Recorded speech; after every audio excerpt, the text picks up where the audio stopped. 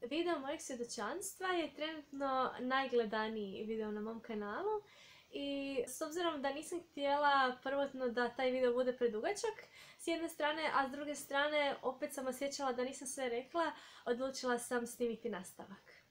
Reci mi istinu. Nakon Modrova krenula sam ići na mise mladih u Zagrebu. To su mise koje se održavaju petkom navečer i mladenačke su tematike. Nakon toga je klanjanje i poslije druženje i na taj način sam održavala taj odnos sa vjerom i još više ga propitkivala, produbljivala. I iduće ljeto sam također bila na Modrovama i to iskustvo mi je također baš u jednom posebnom sjećanju. Tada sam imala 18 godina, tada sam prvi put vidjela cool dečke. Prvi put sam vidjela grupicu mladih frajera, mladih muškaraca koji jednako tako što želiš biti u njihovom društvu zato što su jako zabavni, a s druge strane vape za Bogom. I to mi je bilo prvi put ono iskustvo, ok, takvi dečki postoje. To nije samo san, oni stvarno kroče ovom zemljom. Sad znam da mnogi od njih su se već i poženili, imaju djecu i tako to, no to iskustvo je meni baš dalo nadu. Ono što se također desilo te godine je da imali smo opet svoju grupu i večernje kateheze, izmjenjivali svoje iskustva. Ono što se dogodilo je da je uvijek bilo neko čišćenje srca. Uvijek sam se morala s nečim suočiti, uvijek sam morala nešto sa svoje duše predati Bogu. Bio je to stvarno miks svega. I dobroga, i lošega, i veselja, i smijeha, i tuge, i suza, i blagoslova. Jako puno događaja se desilo u tih tjedan dana. No ono što je meni ostalo taj zadnji dan je da sam osjetila također toliku toplinu u srcu i da je mene taj entuzijazam držao kojih 2 tjedna nakon što sam se vratila. Osjetila sam da moje srce je puno, da ništa drugo mi ne treba. Što je bilo ono šok, zato što sam već bila u toj fazi želim dečka, želim vezu, tražiš te neke stvari, malo si odrasli, razmišljaš o tom svemu. I onda mi je bilo jednom trenu, Jelena, ti ozbiljno ne misliš više o tome, nije ti to primarna želja. Ne da nemaš tu želju, nego ta 2 tjedna su meni bila veliko blagostanje. I 3. godine sam otišla opet na Modrave i tu već sam shvatila da sam odradila svoje. I da želim nekom drugom prepustiti da dožive to posebno i meni osobno blagoslovljeno mjesto. Nakon toga sam otišla na još jedan kamp. 2016. sam otišla na Krapanj. To je kamp koji je luksuzniji od ovih Modrava i šatora i zemlje i svega tamo, svih tih blagodata koje se nude. Ono što je specifično za Krapanj je to da svaki dan su svjedočanstva drugih ljudi. Tu sam prvi put čula živote drugih ljudi, kako su se oni promijenili, kroz šta su sve prošli. Druga stvar koja mi je baš bila tada važna je da sam prvi put čula svjedočanstvo bračnog para koji stvarno imaju nevjerojatnu priču, nešto što nisam ni očekivala i meni su potaknuli da razmišljam o tome. 5 godina su živjeli u predbračnoj čistoći i meni je to baš bio šok. Ok, što se to može? To toliki dug period. Šta nije to sve tako lijepo? Ipak ima jako puno stepenica koje se moraju proći. Još jedna stvar vezana tog ljeta je bila da sam baš bila u jako teškoj situaciji što se tiče mojih članova obitelji.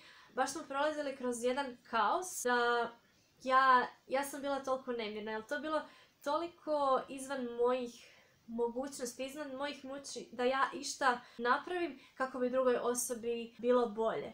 Baš ona situacija kojima sam danima plakala i nisam to ni skrivala, jednostavno to je bilo tako, to sam rekla ljudima, poštivali su me, bili su uz mene i želim to napomenuti zato što svi misle Bog samo daje dobre stvari, ove loše nisu od Boga.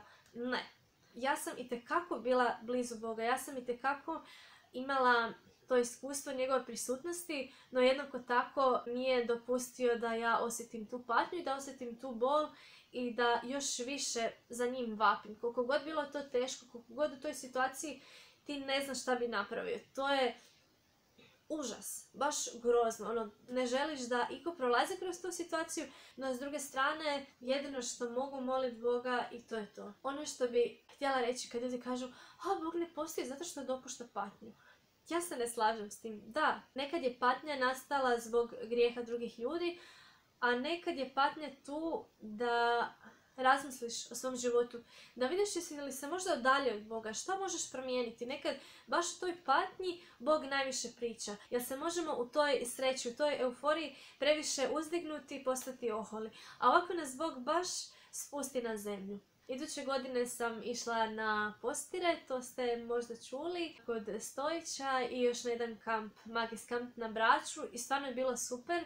Ovo ljeto 2018. godine nisam nigdje išla što mi je jako neobično i nisam to očekivala, nadam se da ću iduće godine ići. Poanta je da postoje ta mjesta na kojima imate priliku razmisliti o svemu, imate priliku saznati nove informacije, imate priliku sklopiti nova prijateljstva koje su puno trajnija i puno drugačija od ovih svjetovnih.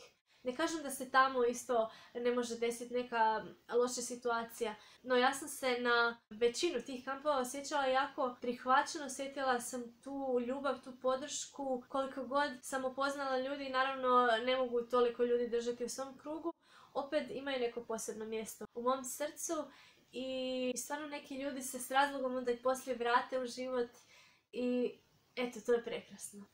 Još jedna stvar koju sam zaboravila reći je ta da sam bacila tu neku barijeru svećenike ljudi. Mi smo sa svećenicima pričali, mi smo se smijali, imali neka iznenađenja. Sjećam se jedne situacije, to je bilo večer na Modrovama i neka cura je rekla da je se zaboravila ispovijediti, mi smo bili na obali i svećenik kaže pa ajde, idemo sad odmah. Koliko god mi je sad to smiješno, zapravo je ta neka spontanost. Stvarno moram reći da sam bacila te barijere, da su oni samo tamo iza oltara i da ja sad ne mogu pričati s njima. Osjećali smo se na istoj razini i to me baš otvorilo. Tada sam shvatila da su oni jednaki ljudi kao i mi svi. Ono što ste sada čuli je duhovno putovanje do moje 23. godine, no znam da će biti treći nastavak. I baš zbog toga to želim reći. Duhovno putovanje je nešto na čemu se radi svaki dan. I svaki dan imate priliku nešto poboljšati, napraviti neku promjenu. Pogotovo sada ovo božićno doba gdje je previše komercijalnih stvari i gdje se svijet fokusira na kupnju, na lampice, na neke stvari koje nisu srž Božića. Krenula sam sa malim improviziranim pripremama svaki dan do Božića na Instagramu, tako da me možete zapratiti. Ako imate prijedloga za vjerske videe, teme, slobodno stavite i gledamo se uskoro.